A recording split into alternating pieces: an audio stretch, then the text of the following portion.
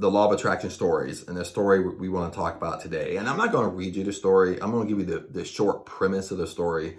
The guy reached out to me, and he's been trying really hard. Okay, and he kind of commented on one of my Neville Goddard videos. So because that was a really good interest of his, that he follows Neville Goddard, listens to all his teachings. He tries to apply the stuff Neville Goddard teaches about. And like Neville Goddard is really, if you don't know Neville Goddard, it was really, now I would say law of attraction. Some people's going to argue and say law of assumption. Okay, they really, in my opinion, they really both mean the same thing. Don't get caught up in the terminology. But law of assumption is that you're assuming what you want, that reality is real. Okay, you're taking that assumption, or you're living in the end. By Neville Goddard's standpoint, you always hear live in the end. What that means is you basically act as if. Okay, so for example, let's say if I want to make $100,000 a year, working from home, working remote, okay, I already assume that reality. I already assume what I want is actually done. Okay, I already act as if it's already happened. I already live that lifestyle. Okay, in my mind, in my imagination, everything is real. So Neville Goddard was really into law of assumption, and that's really what law of assumption is. Live in the end. He's really big on live in the end. Your imagination. He takes imagination to the next level when we just talk about imagining. But a lot of us suck at imagination because we're not kids anymore. Makes sense? That's really the hard thing, is because it's been basically, growing up when you're like 2, 3, 4, 5, it's cool to have an imagination. And what happens is either it's pretty much chastised out of you by your parents, okay, whatever age that was, that it wasn't cool to have an imagination, okay, or when you went to school from your teachers. So, from a very young age, it was kind of basically chastised out of you that to stop having imagination. Then you can imagine, fast forward 20 years, and somebody's telling you to, imagine your dream life, act as if, okay, your goal, sit back in your imagination, and in your imagination, believe that it's already occurred. See yourself doing what you want. See yourself living that lifestyle. You know what I mean? You get my drift a little bit? Okay, it sounds easy, it sounds practical, but it's really hard because some of these stuff has really been, I hate to use the term beat out of us as a kid, but it really has. And I don't mean it in a physical way. It could be a verbal, you're being chastised by your parents that, well, you're too old to have an imagination. You're too old to be living fairy tales.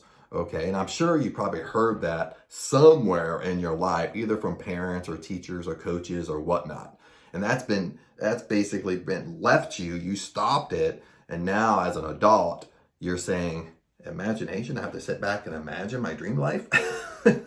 So that's really the law of assumption, if you're kind of new to this. And kind of going back to the story is when he wrote me a very long message, and for some reason, he believes he has an inferior intellect. Okay, he believes he's inferior. And the gist I got out of his message was that he really wants a superior intellect. So, that's kind of an issue in its part. We'll talk about that later. But what I gather from his message is that he really wanted this so bad. And he points out how he does Neville Goddard's teachings. So, it's just kind of like everybody, kind of like everybody does. I already know this, okay? But you already know it, but you're not getting the results that you really want, okay? So you don't know it that well. Let's be honest, okay? People can know law of attraction, law of assumption. They can know Neville Goddard. They can know his teachings. They can know it intellectually, okay? They can talk about it. They can discuss it. I can get them on a phone and talk to them, and we can talk back and forth about what we like about law of attraction, what we don't like. and they can talk about it, okay? They can potentially know the material on the intellectual level, on a conscious level, okay, and talk about it, even debate with you about it, okay? But if they're really honest in their life, they're not getting the results that they want. So there's something missing. There's a piece missing, or there's a couple pieces missing, because what the viewer was describing in his message was that, well, I know all this stuff, and he wants to point out how he knows it, but it's not working. What's going on? You know what I mean? I'm doing all the stuff. I'm doing all the stuff Neville Goddard says, or Neville Goddard says to do. So the gist I got out of his first message was that. So when I responded, my first intake on it was, well, you seem too attached to it. Okay? So lots of times what happens is when we want something really bad, okay, we get attached to it. And it's kind of like an unhealthy attachment. You know what I mean? Like you have to imagine it. You want it so bad, okay? And in his eyes, he saw himself as inferior, or an inferior intellect. And he wanted to have a superior intellect. But he wanted it so bad. That's all he could think about. And he's living the end, doing his imagination, doing all these things, have little quotes or affirmation he says throughout the day, and he's beating himself up. He's beating his own self up because the results are not coming quick enough, and he still believes he has an inferior intellect. So this is what I told him, pretty much paraphrasing in my first response. And I wrote a long response. We talked about several things, but the biggest thing is when we get so attached to it, okay, we almost have an unhealthy attachment. Meaning that we need to basically let go. We need to let go of the how, stop trying to control the outcome. Okay, in a grand scheme of things, that's really what's going on. You're not letting go. You're trying to control. You're trying to control the outcome. You're trying to control the how.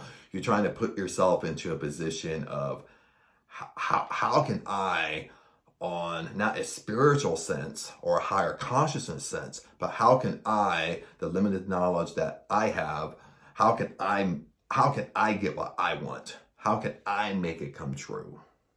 Okay. And that's where that unhealthy attachment comes in. Okay. When we have that unhealthy attachment, we're trying to control the how, we're trying to control the outcome. That pretty much limits us from attracting what we really want. Now, that doesn't mean we're not going to get what we want, but what that means is we pretty much slow it down. Then, once we start slowing it down and it's not coming fast enough, then we start second guessing, well, does this stuff even really work? And we start second guessing, our kind of who we really are really comes to surface. If we really don't believe, okay, listen to this. If we really don't believe to the core that we can have the lifestyle that we want, or in this example, that I can have a superior intellect. If we really don't believe that to the core, if we really don't believe it, we're reaping what we sow. Makes sense? As you believe, you receive. So that's basically what's happening. Okay, let me give you another example. Is for myself, like right now, okay, maybe about a month and a half ago, I started YouTube. Okay, now I've had a YouTube channel for maybe, I don't know how long it's been up, 8 years, 9 years, something like that. But I've totally neglected it. Now, if you go inside my channel, look at the history of my videos, you know I'm telling you the truth. Before that, I was on YouTube and I posted a lot of health stuff. I posted a lot of, making smoothies and stuff like that, but I got kicked off way back in the day. I actually had a pretty decent following way back in the day. So when I got kicked off, I was like, I'm not going to do the YouTube thing. And I really didn't get kicked off for anything serious. It's because back then, when you look at, I don't know, maybe at least a decade ago or maybe longer, YouTube was kind of harder to communicate with. And what I was doing in my videos, I was just doing health videos, recipe videos, smoothie videos, but I was doing a lot of pop-ups, in the videos. I was doing pop-ups like where you can get stuff, where you can buy stuff, sometimes pop-ups or promo codes. So that violated their terms and conditions, where you technically weren't really allowed to sell inside a YouTube video, which I wasn't really selling, but they looked at it as selling because I was doing these pop-ups. But what they did was, I had so many videos, they flagged like 3, 4, or 5 videos right in a row. That was like 3 strikes, you're out. I couldn't fix them fast enough because back then I was like, dude, what am I doing wrong? I don't even know what I'm doing wrong. But anyway, about a month and a half ago, or it's not quite even 2 months yet, maybe a month and a half, maybe a month and 3/4. I sat back and I was thinking about what I should focus on. And I kind of asked out loud my own intuition. You can ask the universe or whatever, but I was asking in a way to listen to my own inner voice, my own intuition. And I asked, well, what should I focus on? What should I put my energy towards? And I didn't get the answer right away. And one day I woke up and I had this small little voice say, YouTube, focus on YouTube. And YouTube wasn't even in my thinking domain at the time. So I was thinking, well, okay, I'll start posting YouTube videos every day. And, within like a month, I pretty much got, I'm not saying my YouTube channel blew up. It blew up for me because I only had like 4 subscribers at the time. So within a month, I got like 700 subscribers. So I was like, well, oh, cool. I kind of followed my intuition, and that's what it kind of led me into. Okay. But now what's happening is I feel like I'm so attached to it. Makes sense? Because now how YouTube works, and I don't know if you know how YouTube works. Some people do, some people don't. Rather than just watching videos, going on the app of watching videos and watching things you're interested in. So how YouTube really works is that, as I guess a content creator, is you can't do everything right off the start. Okay, your YouTube channel has to qualify. You have to qualify certain steps. You have to have so many subscribers. You have to have so many views, and it unlocks different things that you can do inside your YouTube channel. And it starts right off the bat. Okay, you can't, which I kind of like why YouTube does this. That way everybody don't have the same resources, I guess. But one of the biggest things you always hear about is monetizing your YouTube videos. And you need 1,000 subscribers to do that. And, in other things, it's not just about monetizing. It basically unlocks a lot of cool stuff that you can do inside your channel. Okay, monetizing is just kind of the benefit of, okay, now you can start potentially make money doing YouTube. But that's just like one piece of the puzzle. It unlocks a lot of stuff inside your channel. You can customize your channel way better. You can start doing live videos. You hear inside my videos, it's like, I want to go live. I want to do live videos, but right now I can't. I'm getting close. But anyway, the more I've been focusing on YouTube, and I'm getting really close to that 1,000 subscriber mark, I find myself getting so attached to it. I find myself, on my phone's filming me, but I find myself really, always checking YouTube, always checking my subscribers, always thinking, oh, I'm so close, because I don't want to, I want to just get this out of my mind. I want to go live and start live videos. I want to customize my channel more, and so forth and so forth. But I find myself kind of getting a little bit of an unhealthy attachment where I'm trying to control the how too much. Okay, I'm too attached to it, rather than just stepping back, letting go, and stop controlling the how, stop trying to control the outcome. It will come in due time. Okay. And this kind of leads into, our wants and our desires and dreams. Each thing that we want has a gestation period.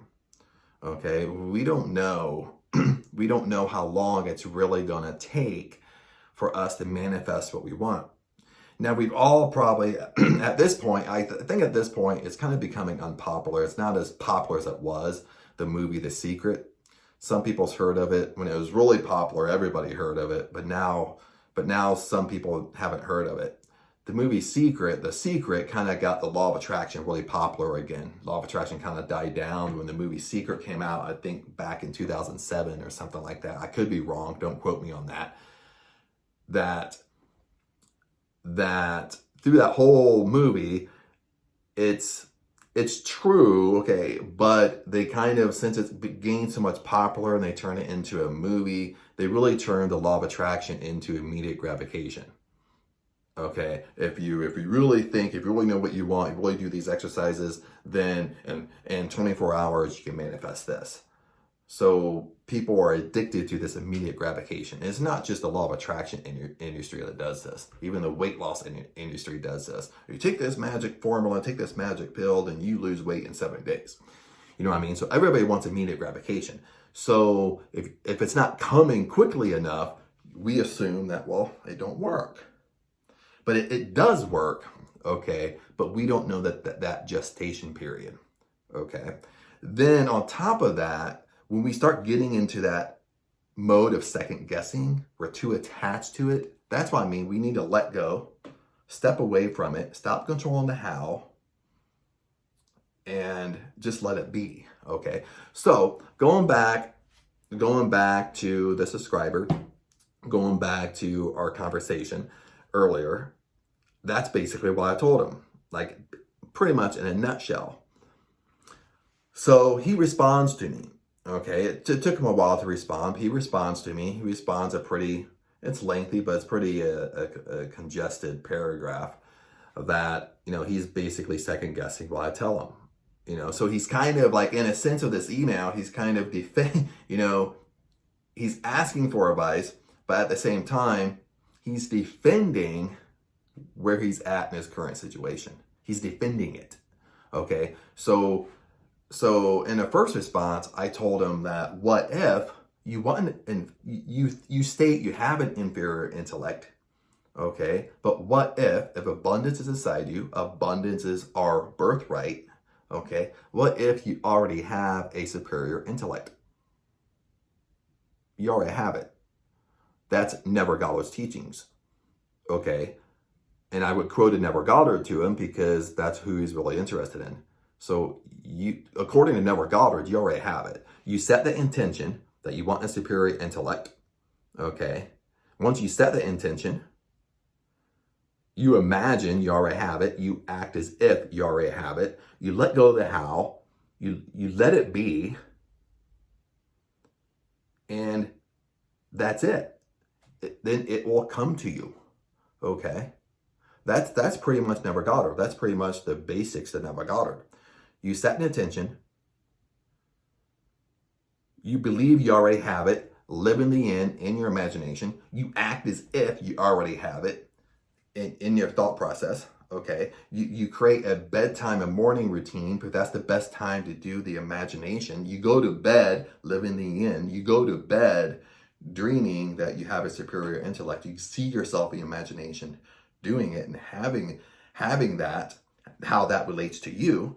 That's Neville Goddard right there, okay? Now you have to understand, you take Neville Goddard a step further, and this, I love what he states. He said, your attention, okay, if you set an intention of, I want a superior intellect, it's already yours. It's already yours, okay? When you set an intention, it must happen. As long as you persist and you consist and never give up, it must happen. Listen to this. It must happen. And this is Neville Goddard's words. It's not even mine. Once you set an intention, once you set a goal, once you set a want, it must come true, period. As long as you're consistent, as long as you're persistent, it must happen. Okay? I forget what lecture it comes out of, but I love that lecture. I wish I could give you the lecture, but I don't know, because I listen to so many. But it must happen, okay? So in his second response to me, he's basically defending him having an inferior intellect, and he's giving me examples. Well, bad things still happen to me during the day, bad decisions still happen, so that means I have an inferior intellect. So this time, when he responded to me, I kind of saw I saw a difference in his writing a little bit. I saw, well, you're defending it. So your belief level is you truly believe you have an inferior intellect. You believe that way more than you believe you have a superior intellect. Okay. And this is what most of us do. Okay. What we want, our dream life, lifestyle, what your attention is, what your goal is, what happens is no matter what it is, deep down to your core, that secret voice in your head that sneaks in once in a while tells you you can't have it. You hear me on this, right? It tells you can't have it. And it tells you that over and over and over. And that's the deep root, the core of who you really are, the core of what you really believe, the secret you. Okay, we always have a secret us. Okay, what we tell nobody. Just we know. Okay. So that's why I got out of his message this time. This time I kind of looked at it differently. Because I was like, dude, he's defending being inferior. So he totally believes he's inferior. And when I wrote that response to him, my first response, I did write a second response. He's just totally defending it. He totally believes. So his belief is he's inferior. He's believing he's inferior way more than he's believing Neville Goddard's teachings, way more than he's believing law of attraction works, way more than believing that he can have what he wants. And in this case, he wants a superior intellect, whatever that means to him. Okay. So when I wrote back, I pointed that out. It's like, I pointed that out to him, and I kind of paraphrased it, is that, as you believe, you receive. Okay, you reap what you sow. Okay, abundance is your birthright. Abundance is within inside you. Heaven is within you. Okay, so if you reap what you sow, believe that you believe you get what you believe and receive. Okay, as you believe, you receive. Okay, so if you truly believe to your core that you're inferior, well, guess what? You're going to be inferior. Make sense? Now, let me give you another example. And this is the one that probably most of you either have done this or you've heard somebody else do this. Okay. Have you ever had somebody, maybe they're doing a new diet. Okay. And they could have spent $500 doing this new diet, paying someone for a diet plan, buying food and everything. And maybe they do it for a week, maybe they do it for a couple weeks, maybe they do it for 3 weeks or a month. And they come back and they quit and they stop doing it. But when they come back and tell you, and you say, well, why did you quit? And they say, oh, well, it wasn't working anyway. They want immediate gratification. But then as they're talking to you, listen, as they're talking to you, they say, well, it wasn't working anyway. I wasn't getting any results. I didn't see any results. But when they're talking to you, they're not controlling what they're saying. And they actually say this. They say, well, I knew from the beginning it wasn't going to happen. I knew in the beginning I wasn't going to lose weight. Ha ha. See, that's the real you talking. That's the real inner voice coming from you. Okay. So in this example, the person started a diet. They wanted to lose weight. They're on it for a month. It didn't work. But then they state, well, from the very beginning, I knew it wasn't going to work. Okay. As you believe, you receive. You reap what you sow. You already believed to the core it wasn't going to work, so it didn't work. Or you look for signs why it wasn't going to work, and that's why you quit. You didn't persist, and you didn't consist. You didn't stay persistent. Okay. You started to control the how too much. You started to look at the visible things around you. You started looking in the mirror and say, well, I don't see any weight coming off. You start stepping on a scale and say, well, I don't see any weight coming off, or it's not coming off quickly enough. But the main example here is they state, well, I knew from the beginning it wasn't going to work. Okay. That's what I mean when I say the real you, the secret you.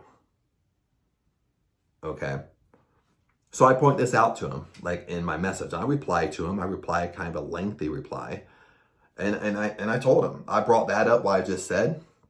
I told him abundance is inside you. I told him exactly what I thought. Like, well, you're defending being an inferior.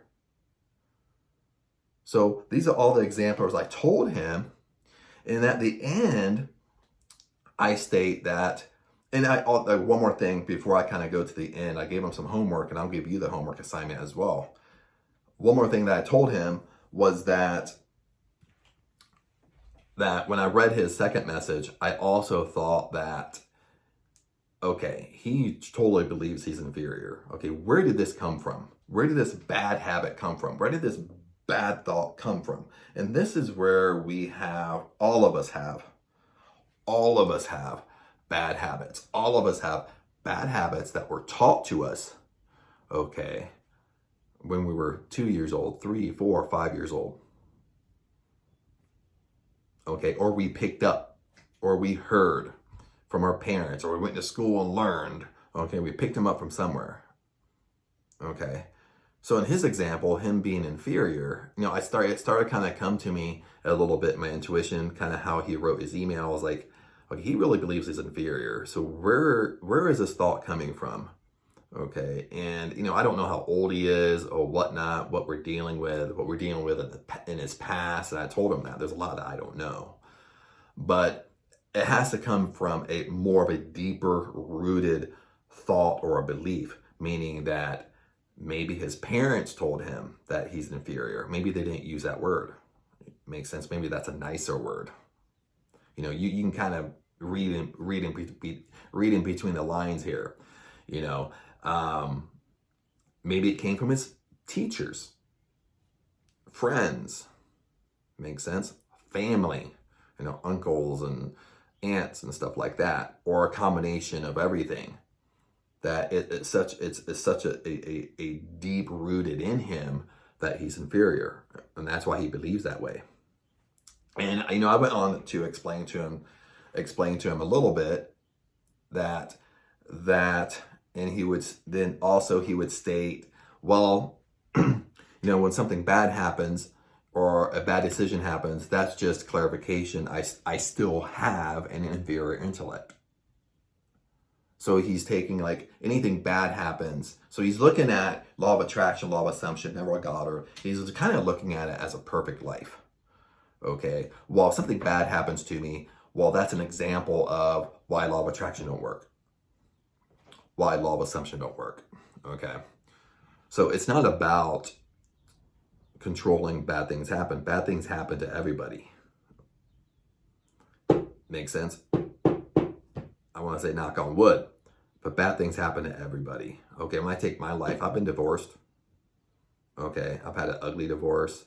I've had breakups. Okay, I've started over financially probably 3 times. And I mean start over from scratch, like I'm 18 years old again, that never had a job.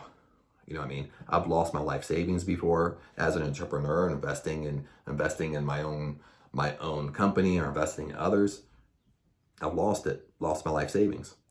So I can sit back and say, well, why did this happen? Blame myself. Now there is always a purpose of why things happen.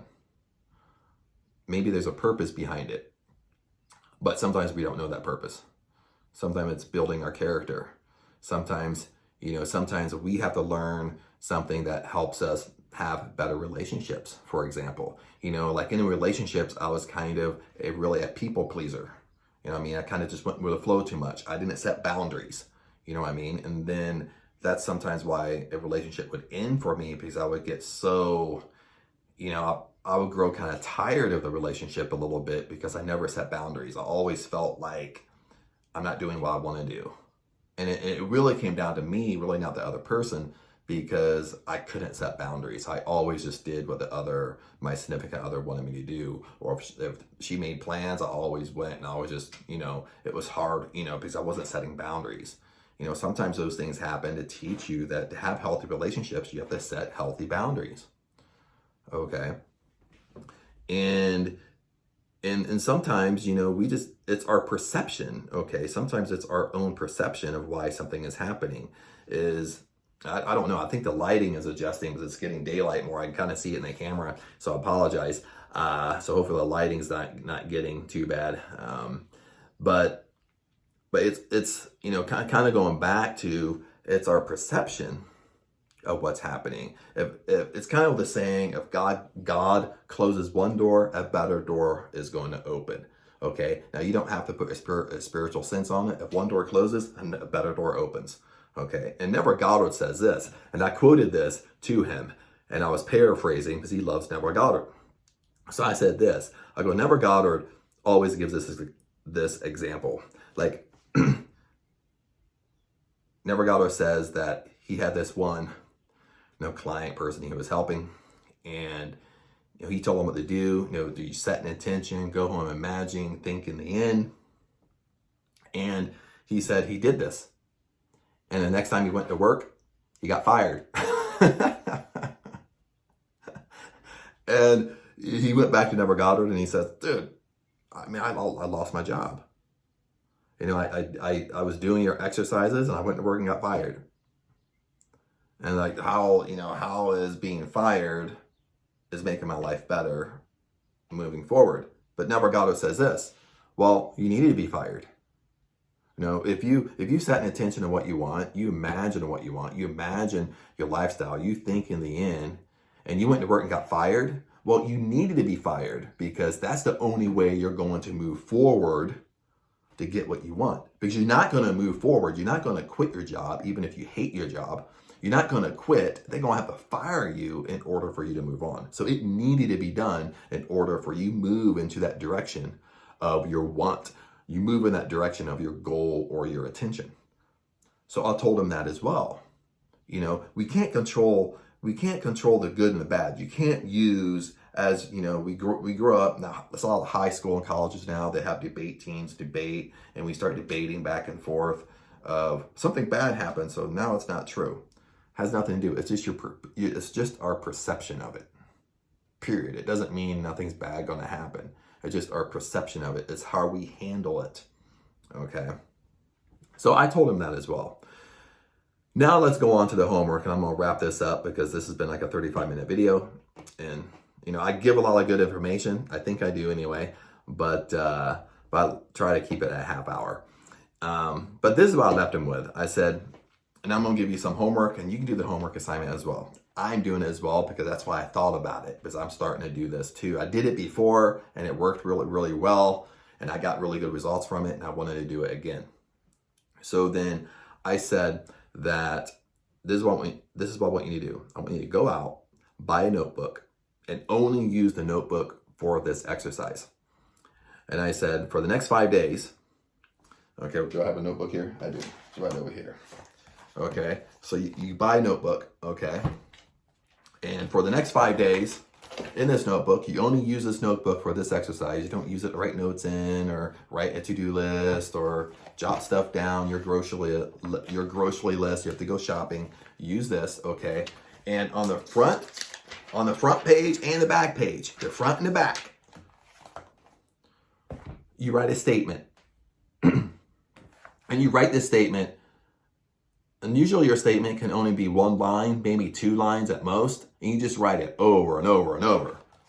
And this exercise will take about 20 minutes. I know it takes 20 minutes because I've done it. Okay, so I'll show you here, because I know some of you out there, I know all the tricks, okay? You go line by line, okay? You write your statement in 1 line. At most, it takes up 2 lines. It's not a great big paragraph, okay? Okay, 1 line, at most 2 lines. You just write it over and over and over and over and over. You don't skip lines. You don't skip 2 lines to get it done quicker. I know your tricks. Okay, you don't write super big where it takes up 4 or 5 lines.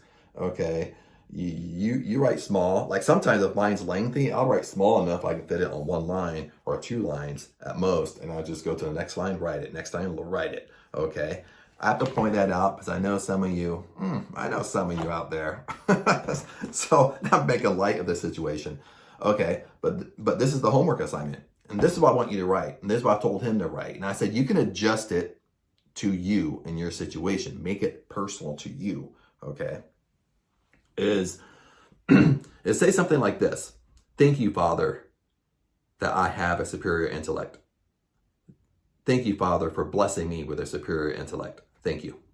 And you write that statement over and over and over and over. Now, I'm putting more of a spiritual sense into it. You know, if you want to say thank you, God, thank you, Father. If you just want to say thank you, because thank you, and I'm going to share some statements with you. Thank you is you're expressing gratitude that you already have it.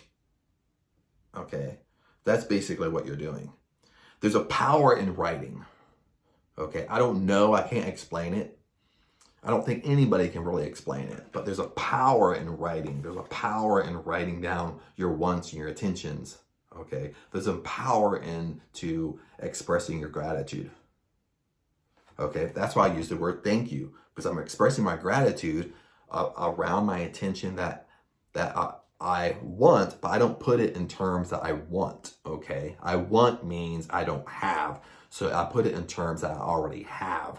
Okay, thank you, you blessed me with a superior intellect. Thank you, I have a superior intellect. Thank you. I'm putting it in a way I already have it.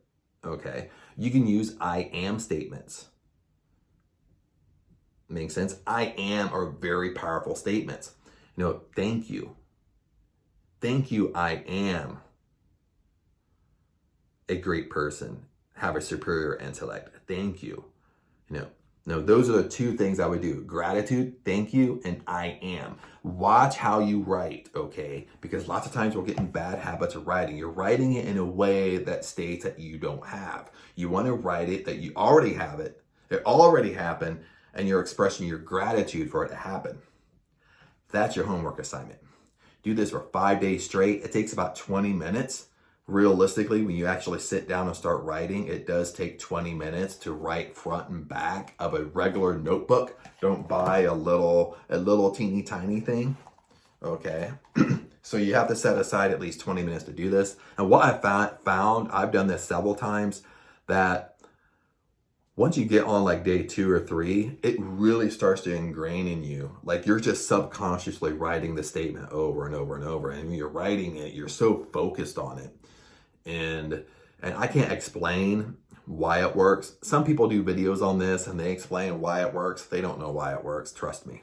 Okay. They want to, they want to come off, it came from this type of spiritual country and this is why they do it. It really, they don't know. Okay. But all I know is, I'm not going to pretend I know, is it works. Okay.